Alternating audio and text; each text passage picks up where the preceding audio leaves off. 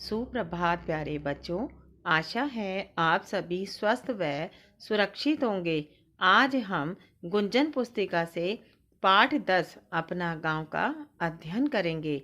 बच्चों, हर गांव की अपनी अपनी विशेषताएं होती हैं। गांव प्रकृति के सौंदर्य को अपने अंदर समेटे हुए होते हैं। वहाँ के लोगों का सरल जीवन सबके मन को लुभा लेता है। बच्चों, यह पाठ भारतीय गांव का सुंदर चित्र प्रस्तुत करता है। गांव में हो रहे परिवर्तनों को दर्शाता है। बड़ों का अभिवादन व आदर करने का संदेश देता है। तो आइए बच्चों, इस पाठ में शहर में रहने वाला निखिल गांव की सुंदरता देखकर क्या कहता है।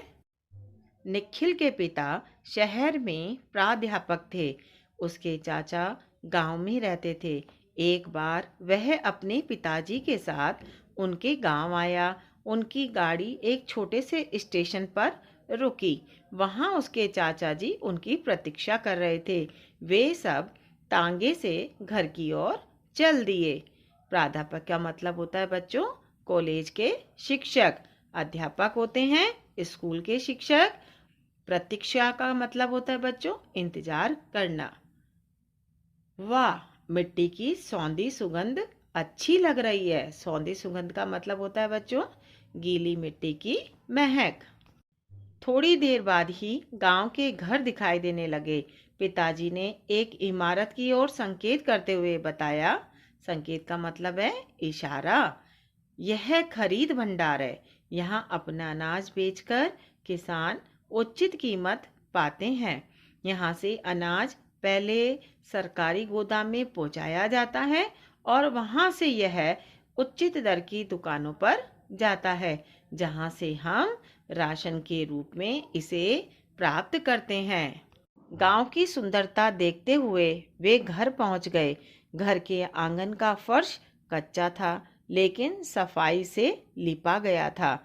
चाची जी और उनके बेटे हरदेव ने पिताजी के पांव छूकर उनका अभिवादन किया।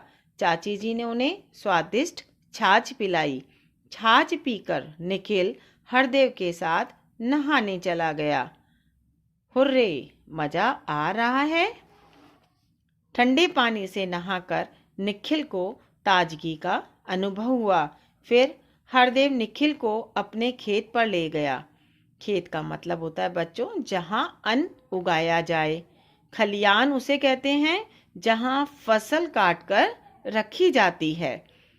वहाँ छोटी छोटी क्यारियों में भिंडी, करेले, टमाटर के पौधे लगे थे।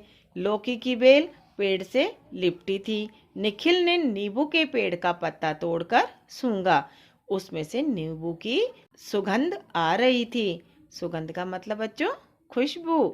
क्यारियां देखकर उसने पूछा, भैया, हमारे घर के पीछे खाली पड़ी जगह में क्या हम सब्जियां उगा सकते हैं? हाँ हाँ, क्यों नहीं।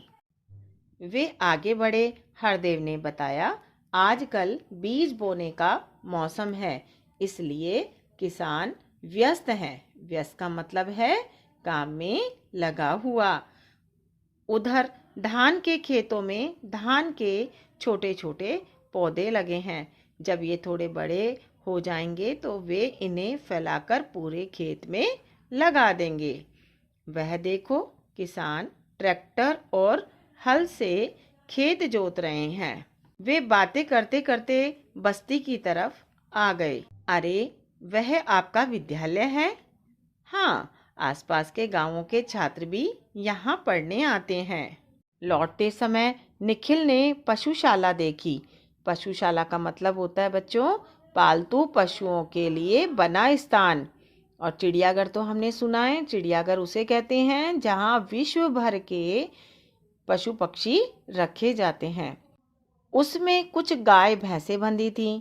घर के बाजू में बना गोबर गैस संयंत्र दिखाते हुए हरदेव बोला, संयंत्र होता है प्लांट।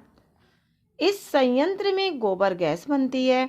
इस गैस के इस्तेमाल से अब रसोई में धुआं नहीं होता है, मक्खी मच्छर भी नहीं होते। तभी चाचा जी ने आकर कहा, जल्दी आओ, तुम्हारी चाची ने खाना तैयार कर लिया है। दोनों हाथ धोकर रसोई घर में चले गए। चाची जी ने खाना परोसा। खाने के साथ घर में बना मक्खन खाकर निखिल फूला न समाया। कितना प्यारा है गांव। तो देखा बच्चों, गांव प्रकृति के सौंदर्य को कैसे समेटे हुए होता है। धन्यवाद।